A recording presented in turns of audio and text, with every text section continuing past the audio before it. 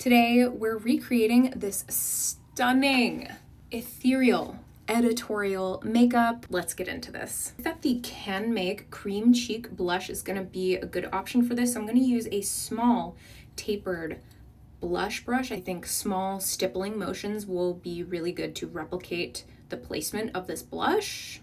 And this blush is angled in the center of the cheek and then up. So I'm just gonna start at the center of the cheek, stamping that on in an upward motion. So now that I kind of have that center bone structure down, if you will, or the spine of the blush, once that center color is down, I'm then buffing out those edges, and I'll take whatever's left just over that temple area. Now that I've exhausted the pigment that is on this brush, I'm going to dip back in for a second layer, again in the same pattern. I'm gonna start at the center. So pretty.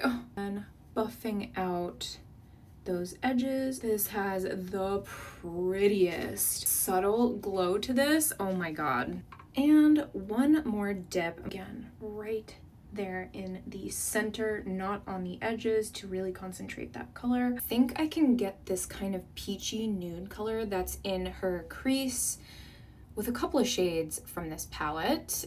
This is the Jeffree Star Orgy palette, and I found this on Amazon from a no-name brand for a third of the price, for like $19, which is originally like $75. I think this shade, Bed or Floor, will get us there, as well as with a little bit of maybe this peach color, which is called Fluffer. Fuck, man.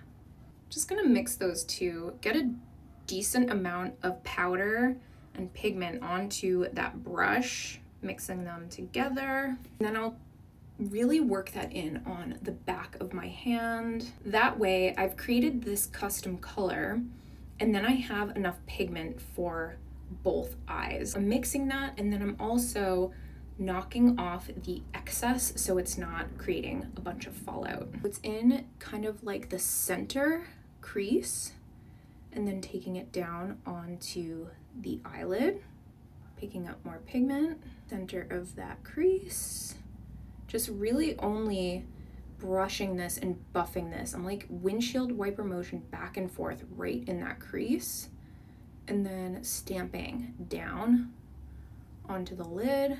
We're gonna leave this whole outer edge blank, picking up more pigment for the third layer, picking up another layer, fourth layer. I think after the fourth we should be good with this pigment. Pick it up a little bit because it's like right there on the first third of the eyebrow. Yes. Now for the inner corner, this beautiful swoop of pearly color, we're going to use the Makeup Revolution 45 shades. This is one of my favorite palettes ever. This more mid-tone, cool tone champagne shimmer shade. I'm just gonna take that on my finger. I'm gonna start with my finger right at the inner third of the eye. I'm just switching between upper and lower until I blend out and get like a good base here. This really isn't going any further than the first third of the inner eye here. Okay, so I'm gonna go back in, second layer, concentrating that right there in the innermost section now. Sweep the lower right down into the center of the iris, and just right over the lash line, also into the center of the iris there. Goddamn! Third layer, now I'm just gonna take my pinky finger and just stamp that right on the inner corner to really brighten it up. Stamping, stamping. So that way you get a gradient of layers. It's not just one wash, because that can look a little flat, and it also doesn't look like it's incorporated with the skin when you just do one layer and you don't blend and you don't do all of the things that basically take time to do a makeup look. The blending and the layering is what's going to give you the dimension. Dreamy. Now we're going to start on this wing. I'm kind of nervous There is a matte black shade in this palette too. I'm taking the MAC 211 pointed eyeliner brush, picking up this matte black pigment, loading it up on to this brush. Then I'm gonna knock off all of that pigment because black is the hardest to clean up.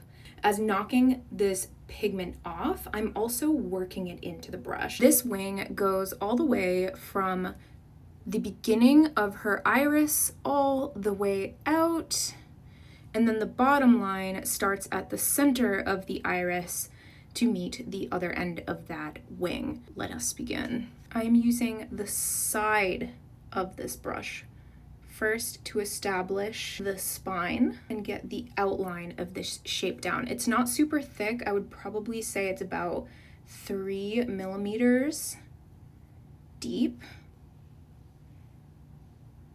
almost a half an inch out from the original eye line. I went to the bottom of my upper lash line and then took that brush outward at an angle, following my natural angle. And now I'm just stamping to create the rest of that shape to meet the end of that line. And now I'm going to take whatever's left on this brush and start sculpting out that bottom line as well. And that is also just on the outer corner here, a couple millimeters below the line. And I'm just keeping it really smoky and then again dragging it outward to meet the end of that original line. Now I'm gonna go back over this line. This is the second layer with that same, getting some fallout. Going back in, and this time really keeping the shape in the inner part of this line. Then we'll keep the line right there in the center on the lower part too, because we want that bottom one to be smoked out. I'm going to use the Melt Cosmetics, what is this? Slick Waterline Eye Pencil in Black Onyx, and I'm just gonna go, you see in her lower waterline, just on the outer third, we're gonna deepen up, rub it on to the lash line as well so that there's no gaps of white in there. I'm going to take this up onto the upper waterline and also rub that into the lash line. Such a pretty look, so much fine detail going on in this. And then I'm gonna take, again, a Q-tip and see how the line just ends abruptly right here.